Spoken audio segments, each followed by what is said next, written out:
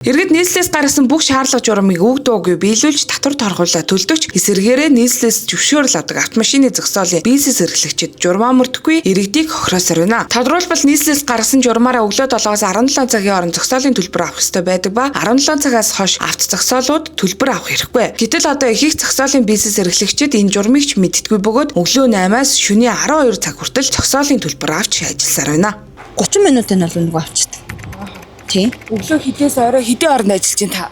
Би өглөө нэг 9-өөс нэг орой нэг 8 хүртэл ажилладаг. Журмаараа бол өглөө 7 цагаас өдөр 17 цаг хүртэл мөнгө авах хэрэгтэй. Тэгээ үүнээс цаашаа мөнгө авахгүй байх хэрэгтэй юм шүү дээ. Үүнийг та мэдвүү?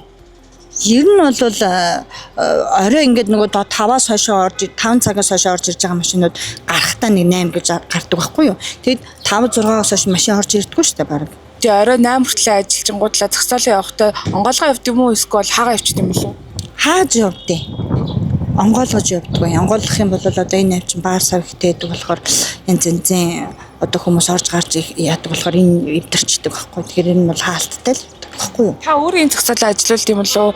Түрээс сарын хэдэн дөрвөөр түрээслэх үү? түрээс нь сарын 1 сая төгрөг сая орж явдаг. Илүү гарсны болохоор та өөрөө авна тий. Энэ одоо энэ компани эзэмшил өөрийнх нь газар ахгүй. Тэгээд энэ компани газрыг түрээсийн гэрээ байгуулж төрсөлт. Эхний 15 минут өнгө гэсэн юм байгаа юу? Үгүй эхний 1 минутаас 30 мянган төгрөг. Өглөө хідээс орой хэд хүртэл ажиллаж? 8-аас орой 1 тэгэл 12 янз шүү дээ. Орой шөнийн 12 гэсэн үг үү? Тий. Тэгээ 12 хүртэл ажиллахдаа бас мөнгө авах уу? Аав шүү дээ би өөрөө сууж байгаа юм чинь. Тэгээд хаалтаа 12-оос хойш дэлгэжээ явчихна чиний цагаар тэгэл шууд орж гараад авчихсан.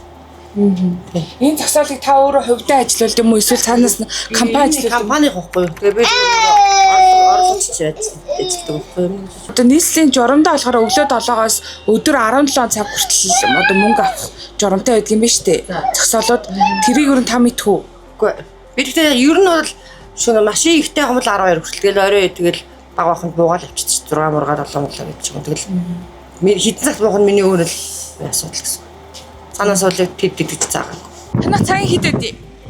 Цагт 2 баг. 2000 тийм үү? Өглөө хідээс орой хэд хүртэл ажиллаж байна? Өглөө 9:30-аас орой нэг 7-гийн алсаар. Уг нь журмаараа бол өглөө 7-оос орой 17 цаг хүртэл ажиллах хэрэгтэй юм лээ шүү дээ. Тийм үү? Тий. Үнийг бол мэдхгүй юу те? Мэдхгүй. Сайхан ажиллаж болохоо сайн мэдхгүй наа. Нийслэлчүүдийн тулгымцсан асуудлын нэг бол яа харахгүй төвчрөл машины зогсоол. Иргэд автомашины зогсоол хайж их цагаа өрхөөс гадна зогсоолын төлбөр жил ирэх бүр өссөөр байна. Одоо Улаанбаатар хотын их автомашины зогсоолын төлбөр цагийн 2000-аас 3000 төгрөгийн үнэтэй байна. Эдгээр иргэдээс авсан зогсоолын төлбөрийн 60%-ийг нийслэлийн автозамын хөгжлийн санд төвлөрүүлдэг. Тэгэхээр Улаанбаатар хотод зогсоолын үйл ажиллагаа явуулдаг байгууллагыг хууль журмаа даган мөрдөхийг нийслэл шаардах ёстой ч өнөөдөр ийм илүү цагийн хуваараар ажиллаж иргэдээс мөнгө авсаар байна. Нийслэл авто зогсоолын зөвшөөрлөгч үүнээс мөнгө авдаг шигээ иргэдийн эрхийг хамгаалах тал дээр илүү анхаарч ажиллах шаардлагатай байна.